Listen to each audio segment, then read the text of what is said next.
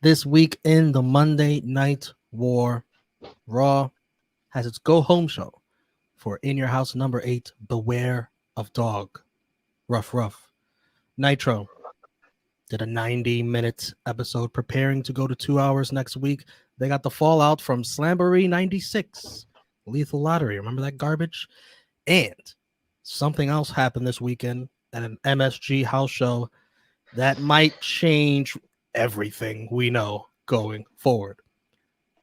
SP3, Romeo. This is True Rewind. This is True Rewind. This is True Rewind. This is True Rewind. This is True Rewind. This is True Rewind. This is True Rewind.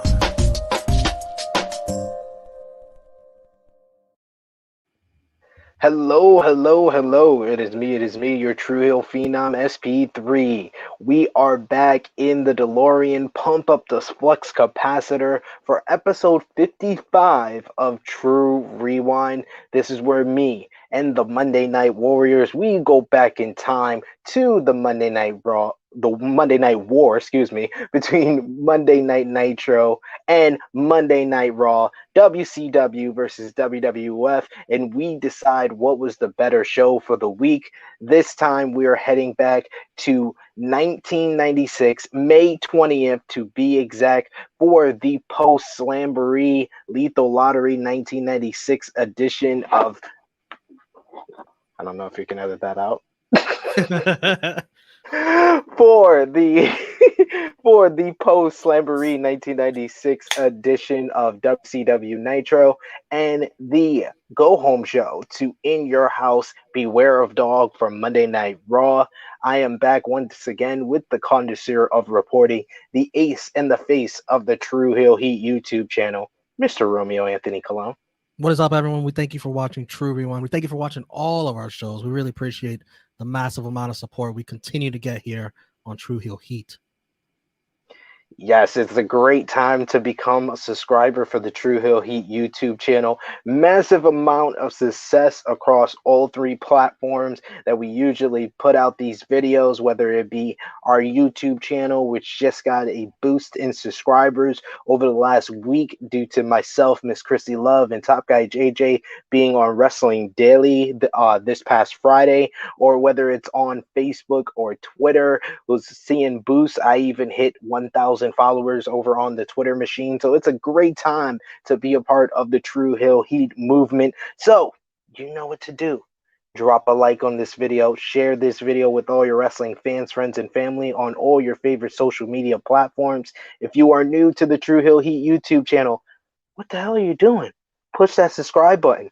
Hit the bell to stay notified so you always get contacted whenever we go live, whenever we have a new video drop, and whenever we're back in the DeLorean for True Rewind. It's a great time to become a fan of True Rewind because we are hitting the strides where the Monday Night War gets a little bit more interesting next week on Nitro, they go to 2 hours and a certain WWF superstar will make his debut. We are off the heels of not aired on either show, but one of the biggest, most controversial events in WWF history. We are well on our way to, Beware of Dog, which is a famous event. And next week on True Rewind, episode 56, not only will the drunk guy be back, but we're going to have a special guest, our first special guest, outside of the True Hill Heat bubble in quite some time for True Rewind. And it's none other than Sat E Nyangi, my Mocha Mondays partner over on Wrestling Daily, will join us on True Rewind. He's going to jump into DeLorean and he is going to have some fun with us as we review In Your House, Beware of Dog live on a Monday. We're back on Mondays when we go live, and it's going to be a great one. But Romeo, it's you and me for this ride here for the go home for In Your House, Beware of Dog. for the post Slamboree episode of Nitro. So, as always, you're the pilot, the driver of the DeLorean. Take it away. It is May 20th, 1996. Let's start with Raw, which was taped from Sioux City, Iowa. Getting tired of this town. And right away at the beginning of Raw, they made it feel like we missed some stuff that happened just the previous day at the MSG show on Sunday, making it seem like a big deal. Go to your house shows. You never know what'll happen. They tell us right away the Body Donnas lost the tag team championships. Whew. Already, we missed the big stuff, but they happened to miss out on a certain big event that happened at the end of the show. Let's not talk about they kind of left. They kind of left that out of the script. It seems. We start with Stone Cold Steve Austin versus the Wild Man, Marc Mero, with the lovely Sable. And I could tell, you could tell, that Vince McMahon is in Marc Mero's ear telling him, hey, you need to act a little more wild. Bump up the wildness factor. You're wild, man. Why can't Vince just drop some money and, do what TK does in 2021 and just buy a Wild thing? That would have got across his character perfectly. Yeah. This match, Austin making Mero's offense look good, bumping around like a madman. He hits the canvas so hard, like 100 miles an hour. Yes. Austin to the top rope, and I'm like, what the fuck is he doing up there? I never see him up there. Savio whips him out of nowhere with a strap. DQ, dirty finish. Neither guy here could afford a clean L. Mero didn't look happy with Savio after, rightfully so. Savio tries to explain himself, but nah, man, no. He fucked up his match. No, of course he's not supposed to be happy. What'd you think of this opener? I thought this was a pretty good opener to the show. Like you said, Austin pre-neck injury was one of the greatest bumpers of all time. The way he takes a bump is so violent. He hits the mat with such ferocity that it really makes his opponent's offense look great. Marc Mero got to look like an exciting babyface here. We're still on the good path. On the good path of Marc Mero. We're going to see when things get off of the path, when Sable becomes more popular than him very shortly, but he's on a good path and he's looking good right now. So I thought that this was a good way to start the show. I thought the finish was lame, but you are absolutely right. Neither man can afford a loss, and we would see an even better match between these two down the road. Next up, we had a little video package, a very fluffy Kuwait video package. Ahmed Johnson in tears at how the people in Kuwait have suffered. He wins a 16-man tournament for them. He's an American hero. And Ahmed faces Vader next week for the King of the Ring tournament opening qualifier. And yeah, good luck winning that tournament, pal. That's a shitty draw to get Vader first instead of that fluffy 16-man tournament where you probably beat a bunch of nobodies. Yeah, I mean, the Kuwait tournament, it sounded very interesting at first, but yeah, they didn't specify who he beat exactly, so I'm just guessing he beat the Brooklyn Brawlers and Barry Horowitz of the world. We haven't seen. I don't remember Ahmed Johnson really being in any concrete feuds since his whole arm wrestling extravaganza with British Bulldog. He got scrapped from the last In Your House, and then it made into a tag team match out of nowhere. But yeah, I mean, I'm happy he's still getting a solid push, whether it be on television or not. We will also get in the King of the Ring first round, Goldust versus Warrior. And speaking of Warrior, we see him at a comic book signing in Astoria, Queens. He's holding babies and touching dogs, and Vince plugs the comic, how great it is. The line to see him was huge. Warrior still a draw, at least in Astoria, Queens, New York. Yeah, I mean, this always, like, it feels like we're getting two different Warrior timelines and characters. We have the Warrior who speaks in his regular gibberish with the face paint, and then we have University of Warrior, who is a sensible guy who likes kids and, promoting his comic book. So it's kind of weird that we have these two characters. It's like we're getting the faces of Foley early. Speaking of Warrior, I have two notes from the Wrestling Observer newsletter. Number one, latest word in WWF is that Ultimate Warrior has been easier to get along with so far during this current run than he was in years past. And we will see how that ages.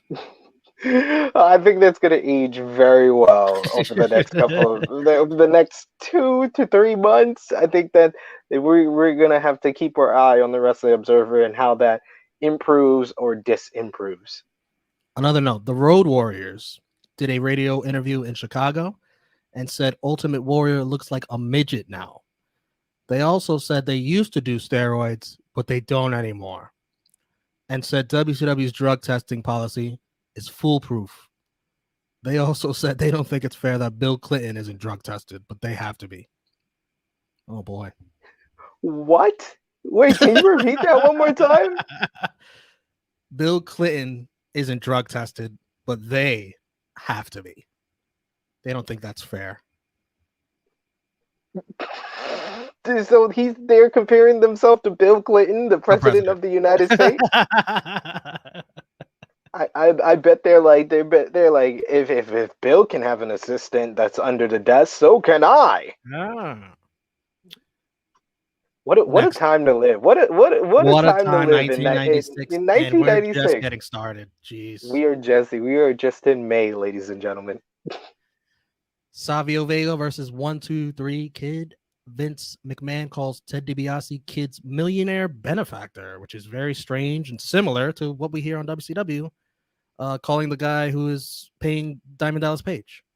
Was that a coincidence? It's like he watched Slamboree and was like, you know what, that benefactor word sounds good. So let me use that for the 1-2-3 Kid to explain why he's still being managed by $1 Million Man, even though we haven't seen him with $1 Million Man in what feels like weeks. And wasn't there with Sid before as well? But $1 Million Man also manages Stone Cold Steve Austin, and we've seen no crossover whatsoever between Austin and 1-2-3 Kid. So it's very confusing, all of this. Sid, do you know who the benefactor on Nitro is supposed to be?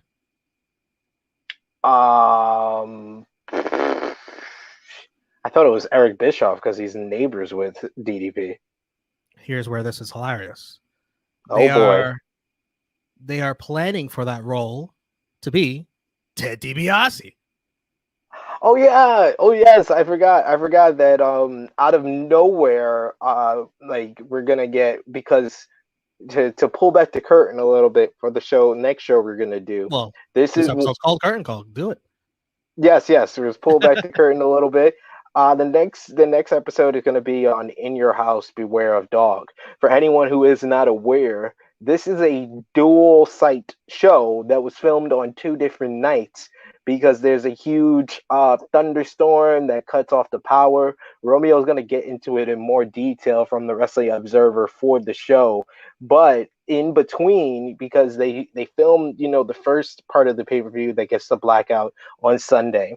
Then they have a Monday Night Raw, and then they have the second half of the show that we're going to see on Tuesday. On the Monday Night Raw, between those 2 shows, Ted DiBiase out of nowhere adds a stipulation of if Savio Vega beats Stone Cold Steve Austin, he's gonna be banned from the WWE out of nowhere. It's like Vince didn't know that his contract was coming up and he just decided to add this, or Dave DiBiase had a deal where he was able to negotiate with WCW and they gave him a larger number than WWF and they just added this because he was leaving. It's very weird how this comes about, but that actually makes a lot of sense, and funny enough that they use the word benefactor to describe him here. And also funny, I don't know if you recognize you saying this, Vince McMahon didn't know someone's contract was coming out. That's 1996. That's so not like him. He doesn't get like that till 25 years later, Sheesh. This match, Ted DiBiase at ringside. He has the chauffeur hat for Savio Vega. Ted trolls Savio from the announce table. Savio distracted like a dummy. Ted laughs. If he had a brain, he'd actually be dangerous. Kid with a crotch chop. Whoa. This is kind of early here. Sign of things to come. It's like he's in the DeLorean. And on commentary, my goodness, Lawler and DiBiase laugh about Puerto Rican chicken soup. You know, 2 chickens get stolen. That's how you make it. Jerry tries to tell a joke about how a Puerto Rican drives, but Vince talks over him so he can't get the joke out with a clean delivery. Vince McMahon, very aware. Savio wins with an ugly pin on Kid, drove his head into the mat. Austin attacks immediately. Spinning kick by Kid knocks out Savio. They tie up Savio with the strap and put the chauffeur hat on him. Humiliating stuff, but well-deserved for Savio. And then you can read Savio's lips telling Austin to slap him. And Austin slaps the shit out of him. Lays that shit in. What'd you think of all this? I'm really enjoying this Savio and Stone Cold feud. It feels like it doesn't get concentration on every episode of Monday Night Raw, but when they do get their opportunity to kind of progress their story, it's always entertaining. And on this night, they both gave us good matches. I thought that Savio and Kid worked well with one another. Savio Vega is an underrated worker, and we will see, how the matchup with Austin pans out. But I would say that it's going to pan out very well and complete what's been a very decent mid-card feud. Last night in Madison Square Garden, the Godwins getting into their locker room. The door's locked. Sonny comes out. Phineas, right after, is in the locker room.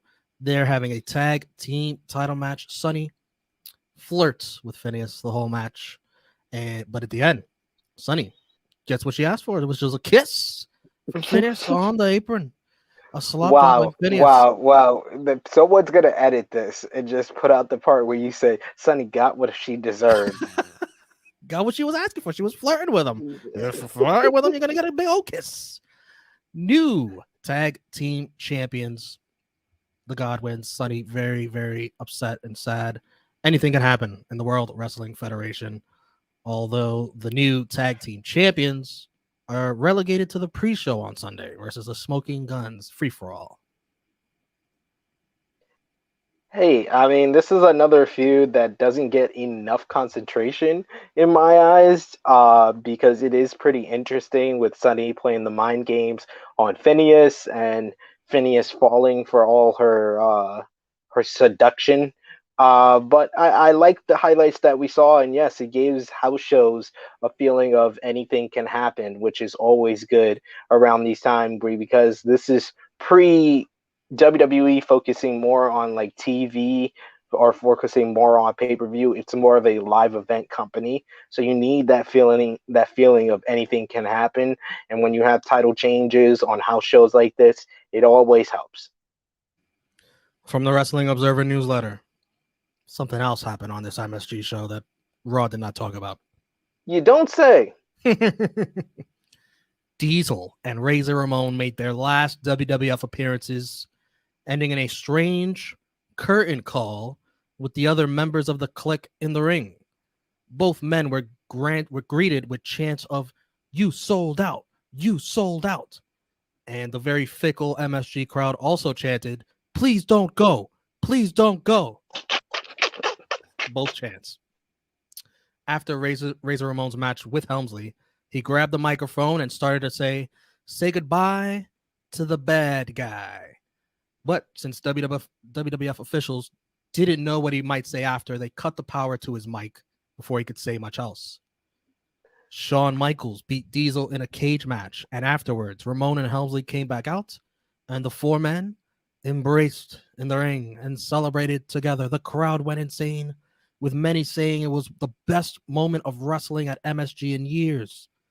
Supposedly, this wasn't approved by the office, but Dave says it got over so well with the crowd that probably nothing will result from it. Oh my God, Dave, this is as bad as your prediction that Scott Hall or Kevin Nash is Glacier. That's a pretty damning assessment of your prediction skills. I don't think that Dave is bad at reporting. I think he's really bad at predictions. He's the same guy that said that no one outside of WWE can sell out a 10,000 seat arena. He's the same guy that said that Bad Bunny is an ethnic celebrity. Ooh. So yeah, he's not the best. He's not the best analyst or predictor when it comes to professional wrestling commentary or media. But this was a big moment in WWE history. It kind of changed the course. But it's funny that you mentioned the whole promo from Razor. Because I've been doing this, I've been thinking about this. Either Wrestling Daily is going to pay me and Alex to do this, or True Hill He's going to steal this concept. But I've been thinking about wrestling what ifs. What if first they let Razor Ramon cut that promo after the match? Do the Kliq feel it necessary to do the hug at the end? What if they decided not to do the curtain call? What if Hunter Hearst Helmsley won the King of the Ring in 1996? Would Stone Cold Steve Austin be the biggest superstar of all time?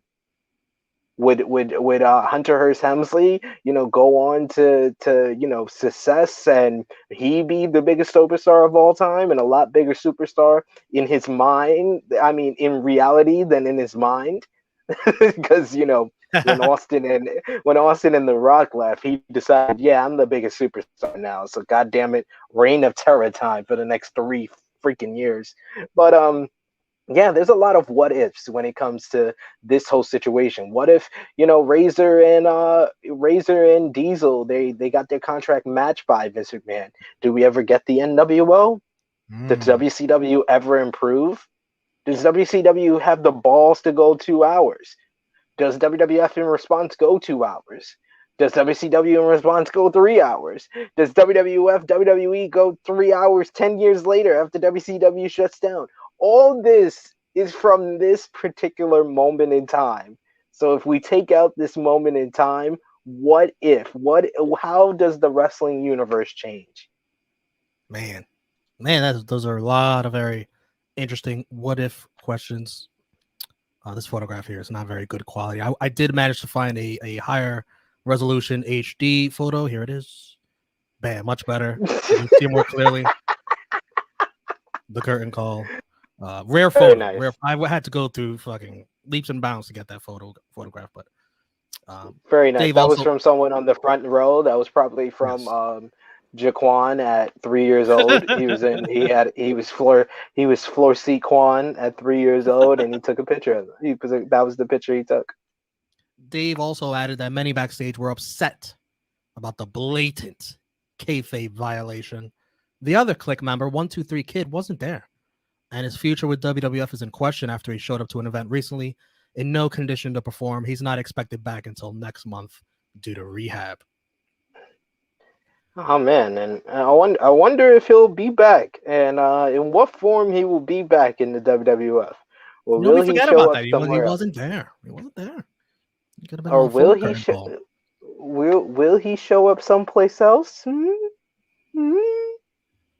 What if WWF doesn't send him to rehab? Would he show up somewhere else, or would he be back in WWF? There's so many what ifs from this one curtain call, man, changing the course of history. This is more of a what if than if Doctor Strange lost his heart instead of his hands. Great episode. By the way, I still think Austin does get there.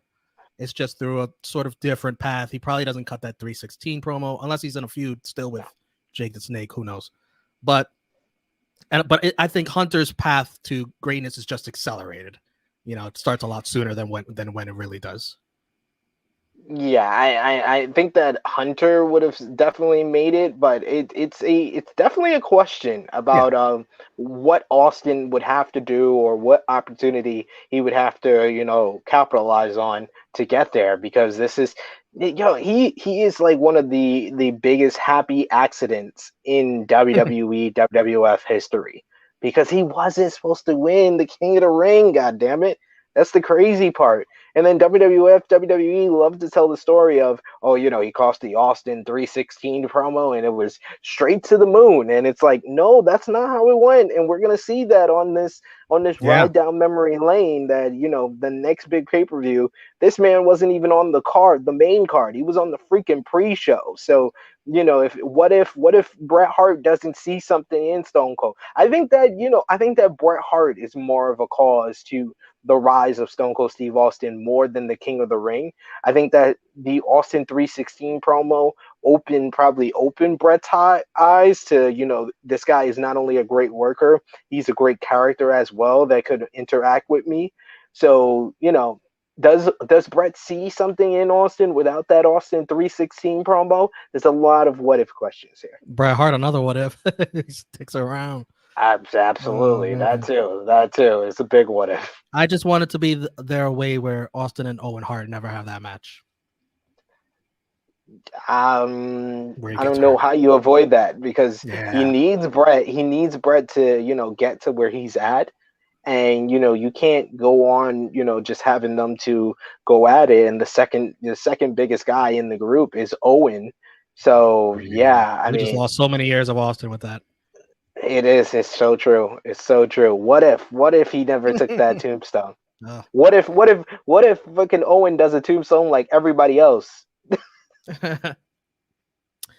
Next up on this Raw, Jim Ross interviews Paul Bearer in some very, very dark lighting. Jeez, can we get a little bit of a light? No, he has to be talking in the shadows. And this is all you, brother. This is all me. Okay. I should have messaged you beforehand and asked if you can get Jim Ross's lines because I always just leave out his lines and just take, Paul Bearer, the Undertaker's. But this is what Paul Bearer had to say. Oh yes, Mr. Ross.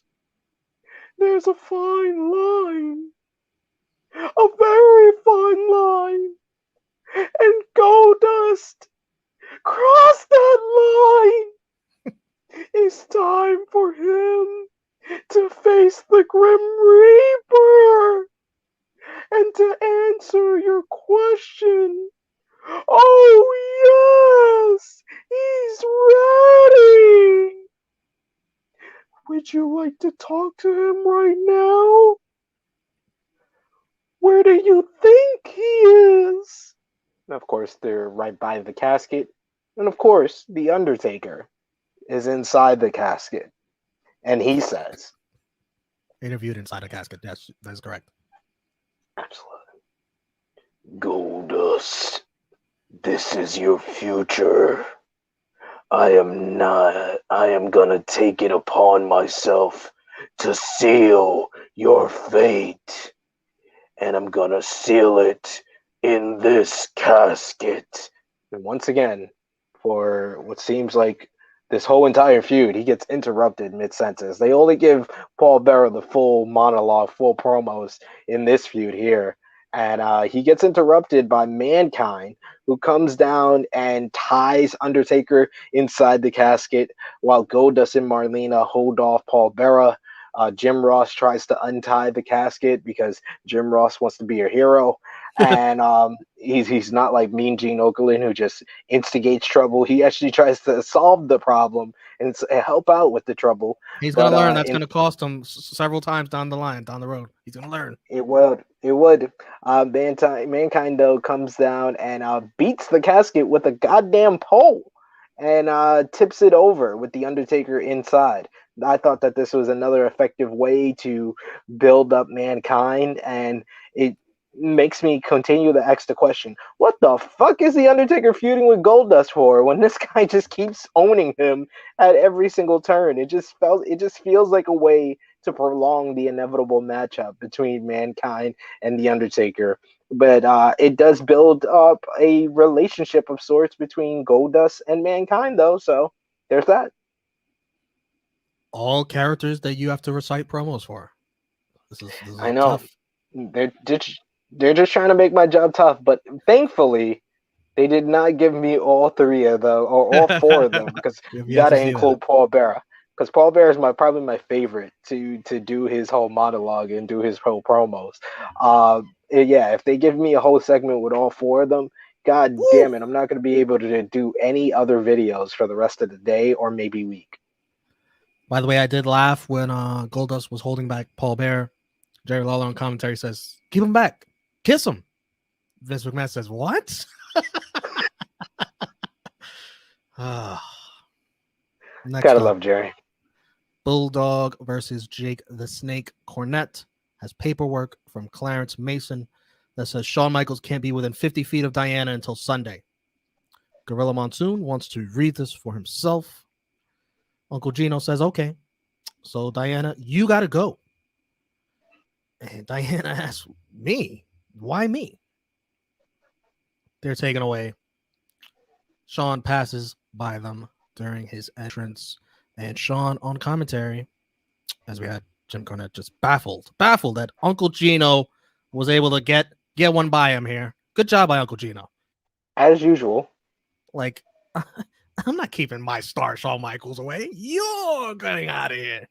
Ridiculous. You think I'm main eventing with just British Bulldog and Jake the Snake Roberts without Shawn Michaels on commentary? Get it. Get We don't need you, Diana. Diana out of here. Yeah. Shawn on commentary says, yep, if you heard it on the internet, all the rumors about him have to be true. Every single one. Shawn is questioned about his time hanging with Marty Jannetty. Questioned about the National Enquirer story, him messing with Pam Anderson. Jerry trolls, saying, it's the hunt that excites you, and then you dump him, don't you? Jerry asks, is it true you posed for Playgirl magazine? And Shawn admits, yes. Yes, he did. He did. Vince questions the timing of it. Very, very suspicious. Jerry asks, how much did he show? Vince yells, how dare you? All of this conversation is much more interesting than this match. Absolutely. Like this is a match more about the commentary and the verbal battle between Shawn Michaels and the King more than it is the matchup that's going on between British Bulldog and Jake the Snake Roberts. And to confirm that, we take it to the finish. What the fuck? Diana comes back. She gets in Shawn Michaels' face and then pours a drink in Shawn's face. Cornette taunts, you wouldn't hit a woman, would you? No, he wouldn't. But he does hit Cornette. And Bulldog immediately attacks Shawn, and Raw goes off the air quick. I couldn't even get a screenshot of Bulldog attacking him because it just goes by so fast. Yeah, we didn't even get a finish to the match. Like, what? What the hell? Like, this was the most abrupt finish. And I think that this, in a nutshell, describes of the direction of where Raw is going in comparison to WCW Nitro. This was like a foreshadowing of things to come. Yeah. Let's wrap up this Raw. That's what she said. For dirty finishes, I am counting the MSG ones as they showed it to us. That's fair. That is fair. Match of the night, Savio Kid. I'm going with Mero and Austin. You know, Okay. although it had the DQ finish, I felt like it was the better of the two matchups. And yeah. Agree to disagree. MVP, I'm going to go with Mankind. You? I'm going to go with Austin. He won his match, and then he beat down Savio afterwards. This was a good night for Stone Cold. LVP, Savio Vega. I went with The Undertaker. This man got tied up in his own casket and beat with a pole. Savio got, first of all, he cost the match in the opening one. Then his match. At least he won. At least he gets won. tied up and put a chauffeur hat on him. At least he won. Embarrassing? Okay. I think it's being in your own fucking casket and getting beaten with a pole. Like, what the fuck? They're both pretty equal. We'll put our thumbs out. And 3, 2, 1, it'll be thumbs up or thumbs down for this Raw. 3, 2, 1. I'm gonna give it a thumbs up. You're gonna give it a thumbs down. Yes. I thought the two good matches were pretty good, decent at best.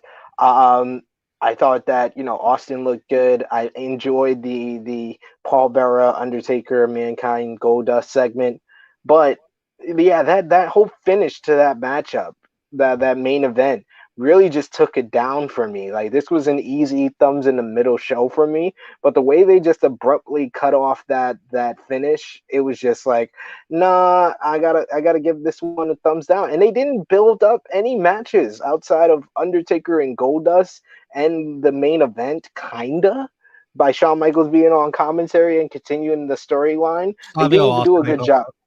Yeah, Savio and Austin. So 3 out of what? A 5 or 6 match card? That's not good Who enough knows? for I don't me. even know. Sometimes they don't Yeah, even that's tell us not, what else is on the card. We're just to be fair. surprised. Yeah, I didn't think they did a great job of going home and building up the pay-per-view on Sunday. So that's the Maybe I main was reason just to in get a the thumbs really up. positive mood watching this. I thought it was an okay job building up the pay per view. I was entertained throughout the show. The main event, yeah, the match meh, but the commentary had me very entertained. So it'll get a thumbs up Yeah, from me. the commentary was good for that at the very least, but that abrupt ending kind of took it down for me a significant. The rating last week they did a 3.5. What do you think this Raw did? I'm gonna say a 3.1 because I think Nitro bleeds into the beginning of Raw. 2.3, Whoa, way down. the lowest rating since December of 95. Wow, I did not expect that. Maybe Nitro's 90 minutes was a ratings killer for Raw here. Because they're on an hour earlier, all the wrestling fans are watching that, and what we'll get into was a very, in my opinion, a very more interesting show. Let's switch the channel to TNT Nitro, May 20th, 1996. Live from Monroe, Louisiana. And no Mongo in the beginning here because he's training with Kevin Green. And Thank God. from the Wrestling Observer newsletter, Carolina Panthers football player Kevin Green is working the next pay-per-view against the Panthers team wishes. He'd already Ooh. agreed to work the show before signing a new contract with the Panthers. ESPN reported that WCW is paying Green $100,000 to work the show, but Dave is skeptical of that number. If it is true, WCW won't be getting their money's worth. WWF did the same thing last year with Lawrence Taylor, a much bigger name than Kevin Green, and it still led to WrestleMania doing a disappointing buy rate. WCW is pretty much depending on Green and the mainstream sports coverage to sell this pay-per-view. So Hey, they would have something very interesting happen in the lead up to this next pay per view well, that you will don't even definitely, remember this. which will definitely make that investment look good. And how dare Dave be skeptical? Do you think WCW wouldn't blow money that they probably couldn't recoup? Come on, this is WCW for God's sakes. The match is on. Mongo, Green versus Flair and Arn. Great American Bash. Bischoff in this beginning. Did you hear what he called Macho Man Randy Savage? What do you A call Macho Man? bona fide, certifiable fruitcake for going after Flair and ending up in a squad car. Wait, what? How dare you? Hey, How dare you? a This bit is much. once again the shitty presentation and the shitty treatment of Macho Man Randy Savage. This man should have never left WWF, for God's sakes. Fire and Ice versus the Steiner brothers. Again, these two teams beat the crap out of each other. Double count out, short, but I still enjoy the rough nature of these four, big meaty men slapping meat. I was gonna say that. I was like, in honor of our new WWE champion, this was big meaty men slapping meat. You want your 5-star classic? You want your 30-minute bomb burners? Bump that.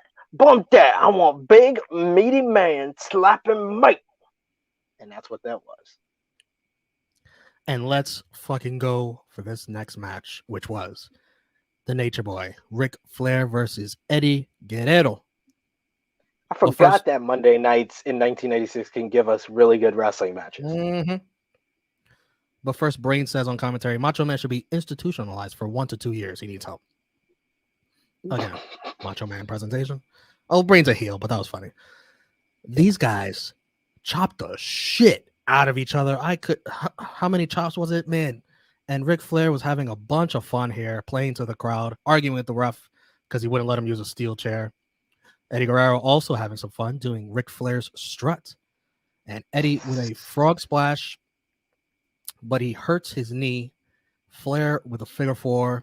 Woman helps him with the leverage. Eddie's shoulders are down and counted for the pin in what was a tremendous match with a dirty finish.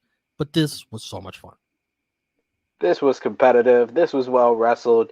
Two of the all-time great performers going at it for, I think it was a 15-minute matchup. They got just enough time.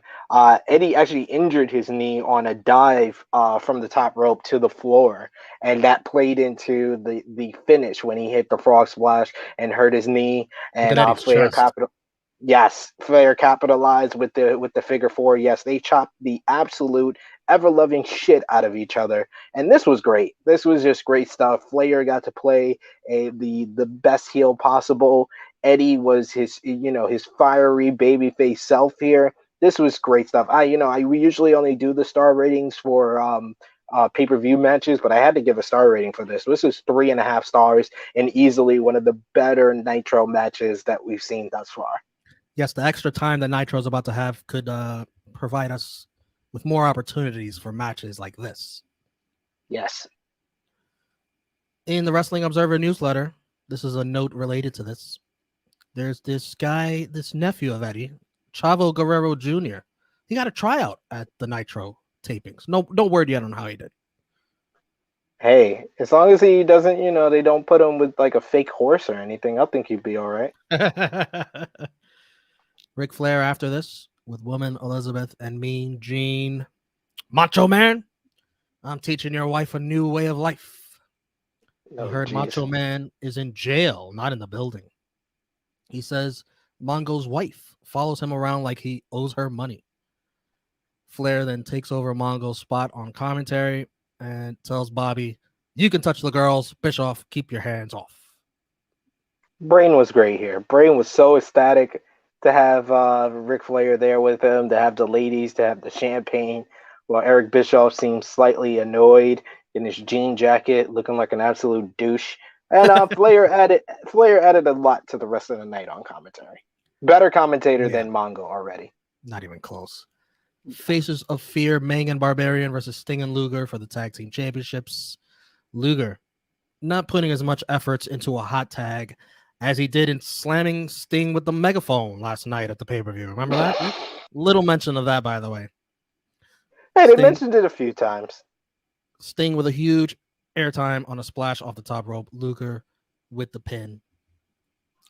And still.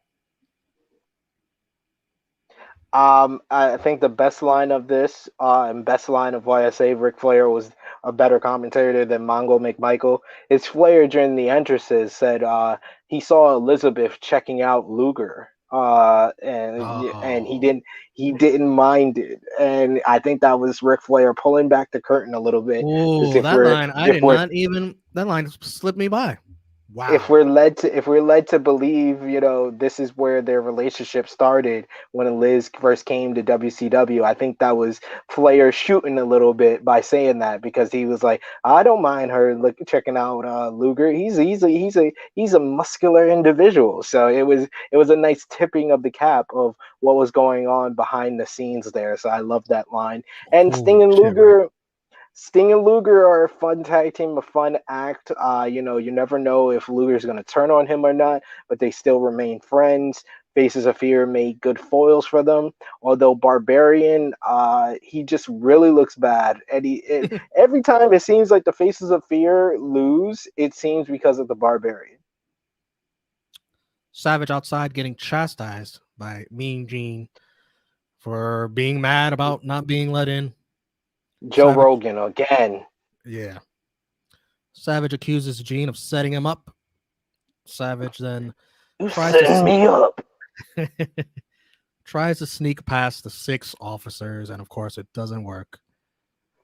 Flair laughs his ass on commentary. And WCW has done a great job at getting me, the viewer, upset about, taking it out on Randy, saying he's losing his mind, when it appears to me he is justified for complaining about everything that's being thrown at him. 100%. He is the most sympathetic character on this entire show, because he's being jerked and pulled around. They're doing a goddamn meeting on his future Like, he didn't get jumped by two men on the night before. Where is the fucking management on the future of Ric Flair for not being, a good tag team partner during Lethal Lottery, or Arn Anderson turning on his partner, or them two jumping him, and then your fucking horrible security holding back Macho Man? Where the fuck was that security when Macho Man was getting jumped? This is preposterous. Blood runs cold promo again. Unrelated note from the Wrestling Observer newsletter: WCW is reportedly considering bringing in a wrestler named Chris Jericho later on this year. I think the young, scrappy Ricky might do well for himself. Next up, we had DDP versus Brad Armstrong. Flair laughs at the idea of Savage being DDP's benefactor. He ain't got enough money. Starting next week, 2-hour Nitros, which Flair says, they better put another 0 on my contract. This was another shoot. This was another shoot, I believe. Oh, man. DDP with a spinning elbow into a diamond cutter for the win. Flair says, I kind of like this guy. He's got it going on. And then DDP interviewed after with Mean Gene says, hey, Snapperhead, last night, Diamond Dallas Page, bang, shocked the world, brags about who he beat, thanks himself, self-high five, calls out the Giant. Gene then shows him footage that the championship committee looked over. DDP's foot on the floor. Gene's foot! One fucking foot! What? Gene shares the unfortunate news that DDP's title shot at Great American Bash will not be granted. DDP rightfully loses it, shoves Mean Gene. Hey, keep your hands off me. I'll walk out of here if you ever touch me again. Oh, Lex my Luger God. gets the title shot. Like, what? What the fuck? The guy who lost in the first matchup in the Battle Bowl tournament, the guy who cost Sting the WCW World Heavyweight Championship, that Lex Luger? I don't know who's getting screwed more by this company, Macho Man or TDP. This is ridiculous. This man had one foot hit the floor, not both feet, one fucking foot. And that's a reason enough to take his title shot away? And what the fuck did Lex Luger do to earn it? Like, this is ridiculous. Ridiculous. Lex Luger last week, he fucking camped out in front of the building to lose and then get choke slammed through a table. This is ridiculous. Man, Macho Man and DDP are getting screwed royally by this goddamn company. Stupid. Arn Anderson versus the Giant in yet another WCW World Championship match. Arn with the Taskmaster, Kevin Sullivan. Bischoff calls Taskmaster a homewrecker, which is absolutely hilarious. The exact opposite of that. His home gets wrecked. Yeah. Taskmaster explains himself to Jimmy Hart. He's here to make sure Arn gets a fair shot. Flair says he's sure the Panthers are going to want him to play for them after he beats Kevin Green. This match, Arn goes for a DDT, but finds himself into a choke slam and still champion the Giant. Flair bolts, and I thought a weird ending here that seemed to be building to something. Nothing happened with Flair, Taskmaster, or Arn, but Brain leaves with the candles, the bubbly, and an apple. Brain made me laugh at the end here. This was a less weird ending than Monday Night Raw, but yeah, it was a little bit strange. I thought Flair was going to run down and try to get his ass whipped by Giant as well. Giant once again looking like an absolute beast. So yeah, this was arguably one of the better episodes of WCW Nitro that we've seen thus far. Let's wrap it up. 2 dirty finishes. Match of the night. Eddie Flair, unanimous. Easily. Flair and Guerrero. We've seen in the Monday Night War. The best match on either show this week. MVP, Ric Flair for winning that match, and he was awesome on commentary. Yeah, easily, another easy one. Ric Flair easily won the MVP. This is Steph Curry in 2016. DDP is my LVP, not to any fault of his own, but just that he got his title shot taken away. That's bad. It's not his I mean, fault. we didn't agree on any of the awards on Raw, but we're in full agreement on Nitro. Like DDP, yeah, DDP won a match, but how did you become a bigger loser than Macho Man because they screwed you? Man. And we'll both just put our thumbs up, right? Thumbs up episode. He's like I said, one of the best episodes of Nitro yet. The ratings war last week, Nitro did a 2.3. What do you think they did this week? I told you the Raw rating. I'm gonna say 3.4. Close, 3.1. It's their highest rating since March 25th. So in the ratings war, Easily, well deserved. so in the ratings war, Nitro wins for the first time in 8 weeks. Wow. So Raw leads 16-15 with 2 ties. And on the True Rewind scoreboard, we both agree Nitro is the better show. So WCW leads that 19-14. 19-14. They widen the gap once again, and my oh my, in 2 weeks' time, things are gonna change quite a bit. We got 3 hours to watch, Romeo. 1 hour of Raw, 2 hours of WCW Nitro, but it's gonna be probably the biggest episode of Nitro yet, with a game-changing debut to come, falling off of what happened on WWF with the curtain call. So it's gonna be an You know interesting. who I am, but you don't know why I'm here. Woo! Famous quotes in history. Iconic words, famous quotes in history. This is going to be a fun ride. But next week, we go live on Monday for True Rewind, episode 56, In Your House. Beware of Dog. You got Shawn Michaels versus the British Bulldog. You got Goldust versus The Undertaker in a casket match. You got Savio Vega versus Stone Cold Steve Austin in a Caribbean strap match. You got Vader versus Yokozuna.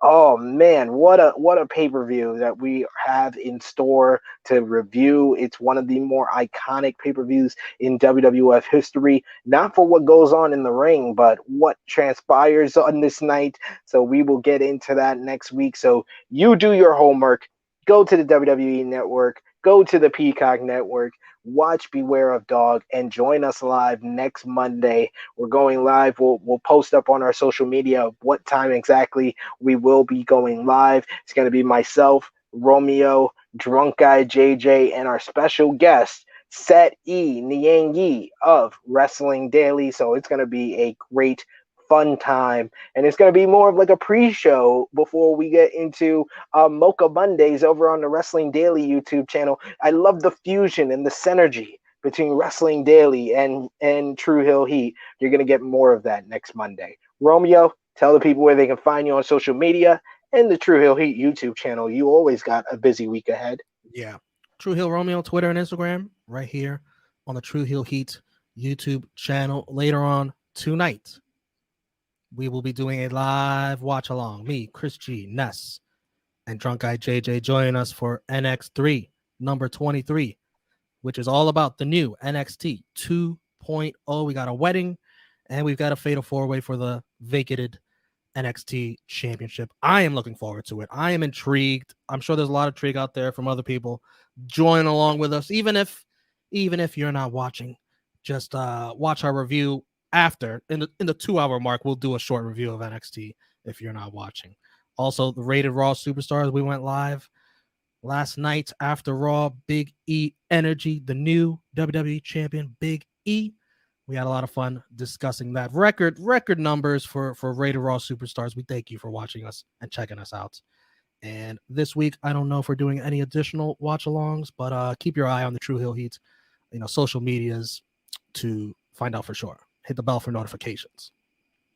Yes, I will pull back the curtain once again since this is curtain call, and I would say that I hope you guys are doing Friday Night Warriors because I heard a whole bunch of good things, good comments from people in the Wrestling Daily community. They said they really enjoyed Friday Night Warriors, really enjoy you and the gang talking about SmackDown and Rampage. I know you're a busy man. You're a future husband to a beautiful young lady, so you got to spend that time, but.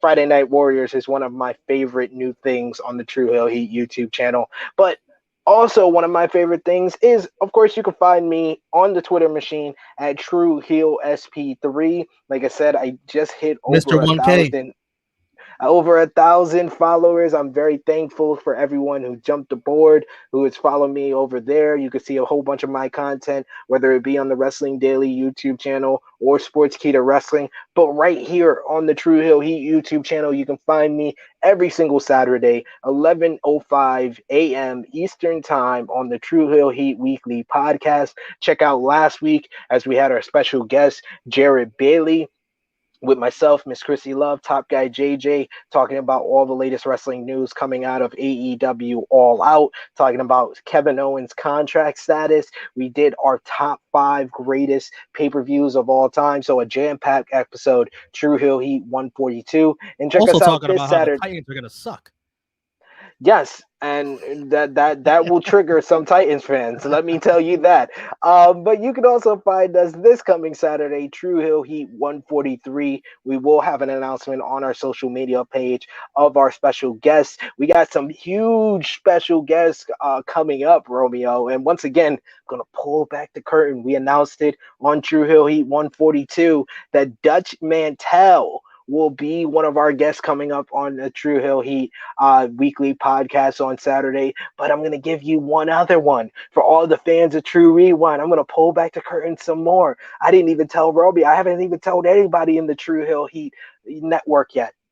Oh, But one of the GOAT wrestling interviewers, one of the best YouTubers, podcasters in wrestling media, Chris Van Vliet will be a special guest coming up on the True Hill Heat weekly podcast. So stay tuned.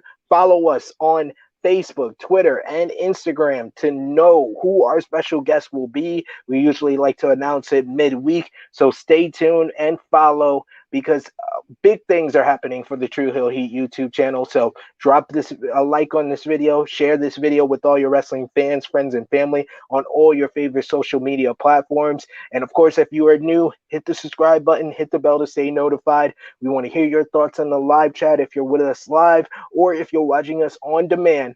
Let us know in the comment section below what you thought about the May 20th, 1996 episodes of WCW Nitro and WWF Raw. And join us back here next Monday live for True Rewind episode 56 for In Your House, Beware of Dogs. So, for the connoisseur of reporting, the ace of the True Hill Heat YouTube channel, Mr. Romeo Anthony Colon. It is me, your True Hill Phenom SP3. This has been True Rewind, episode 55, Curtain Call. We are signing off until next time. wait a second. Where is my? Okay, where'd it go? I can't find it. What the? Damn it! There it is.